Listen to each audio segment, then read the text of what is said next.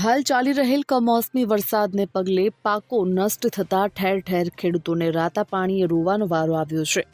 ગીર સોમનાથ જિલ્લાના તલાલા, સુત્રાપાડા અને વેરાવળ તાલુકામાં પડેલા કમોસમી વરસાદથી પાકને વ્યાપક નુકસાન પહોંચ્યું છે. મગફળીના પાથરા પલળી જતા ખેડૂતોને ભારે આર્થિક ફટકો પડ્યો છે, ત્યારે પશુધન માટેનો ચારો પણ નાશ પામતા ખેડૂતોની મુશ્કેલી વધી છે. જેને પગલે તલાલા તાલુકાના ધારાસભ્ય ભગવાન બારડ દ્વારા રાજ્યના મુખ્યમંત્રીને પત્ર લખી રજૂઆત કરવામાં આવ્યું છે. ખેડૂતોને પહોંચેલી નુકસાનીનું સર્વે કરી રાહત પેકેજ જાહેર કરવામાં આવે તેવી આ આવેદનપત્રમાં માંગ કરવામાં આવી છે. Bureau report, Gujarat fight news.